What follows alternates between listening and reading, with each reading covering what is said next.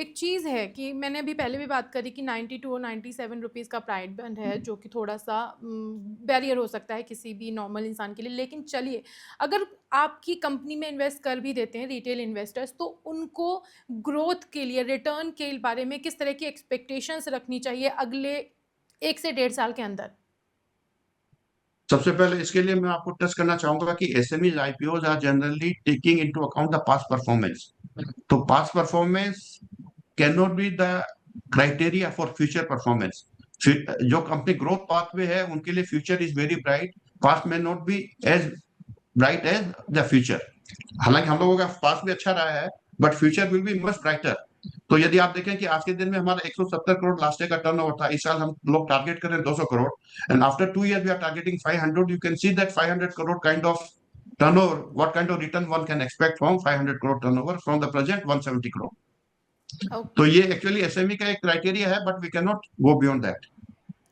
लेकिन इसका मतलब है कि आप रिटेल इन्वेस्टर्स को भी आश्वस्त कर रहे हैं कि 500 करोड़ तक का जब आपका रेवेन्यू हो जाएगा तो उनको भी एक ड्यू मिलेगा, जितना रिटर्न एक्सपेक्ट करा जा सकता है। एक चीज़ और है कि एसएमई आईपीओ के लिए लोगों में बहुत मिक्स्ड सेंटिमेंट है, मतलब बहुत ज़्यादा पैसा लग जाता है इन्वेस्ट करने में, लेकिन रिटर्न्स के बारे में, इसीलिए मैंने रिटर्न का क्वेश्चन पूछा। अगर मैं आपसे कहूँ कि दिस इज़ योर चांस कि अगले 1 मिनट में आप हमारे प्लेटफ़ॉर्म के ज़रिए लोगों को बताएँ कि क्यों उन्हें आपके आईपीओ में इन्वेस्ट करना चाहिए, तो क्या कहेंगे आप? कैसे इन्वेस्टर्स का भरोसा जीतेंगे? इसके लिए मैं एक ही पॉइंट बोलना चाहूंगा कि हमारी कंपनी जो ग्रोथ पाथ पे है, इसमें you only when you are trying to invest for long term, at least keep a horizon of 3 years, then you will get the much higher returns compare to कि आपका आया, आपने immediately you sell off and you get immediate return में cash out हो गए। तो आपको long term investment करने का प्लान करके रहना चाहिए, कंपनी में इन्वेस्टेड रहना चाहिए। That will give handsome return compare to any other SME IPO, even compare to main board IPO also. तो अगर आप इस एसएमई आईपीओ में, ग्लेन इंडस्ट्रीज के आईपीओ में इन्वेस्टमेंट करना चाहते हैं या आप थोड़ा आश्वस्त हो रहे हैं, तो ललित जी ने साफ तौर पर कहा है कि आप सिर्फ लिस्टिंग गेन के लिहाज से इसमें एंट्री ना लें, बल्कि एक लॉन्ग टर्म का नजरिया रखना चाहिए। कम से कम 3 साल का रखें, तब आपको आपके इन्वेस्टमेंट पर अच्छा रिटर्न मिलेगा।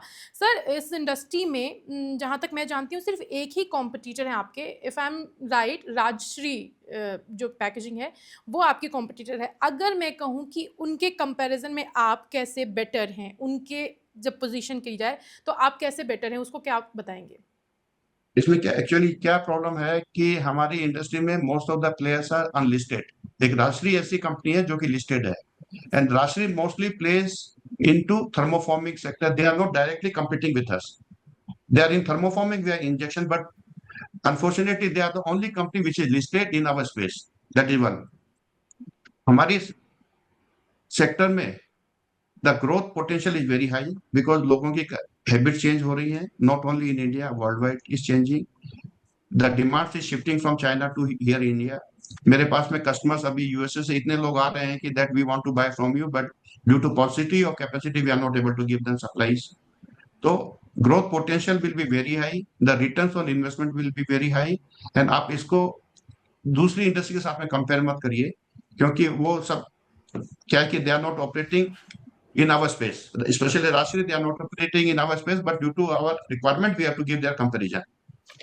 ओके, तो कहने का मतलब है कि जिस तरह से आपने मुझे बताया, तो मैं कह सकती हूँ कि राजश्री को भले ही प्रोजेक्ट किया जा रहा है कि आपके कॉम्पिटिटर हैं, बट एक्चुअली मार्केट में फ़िलहाल के लिए आपका कोई कॉम्पिटिटर नहीं है, आप मोनोपोली रखते हैं।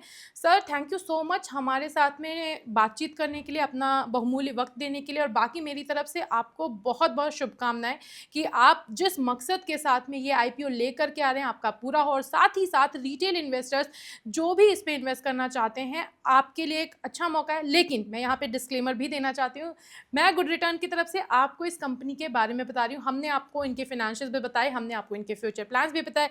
इसमें इन्वेस्ट करना या नहीं करना वो आपका फैसला होगा। लेकिन जहाँ तक मैं देख रही हूँ, ये जो ललित जी के शब्दों में कहूँ तो कंपनी की डिमांड काफ़ी है, कंपनी के प्रोडक्ट्स की डिमांड काफ़ी अच्छी है, और जो एक ग्रोथ रेट है वो काफ़ी अच्छा है। तो इसीलिए वो इस तरह से चाहते हैं, वो आईपीओ लेकर के आ रहे हैं। बाकी फैसला आपके हाथों में।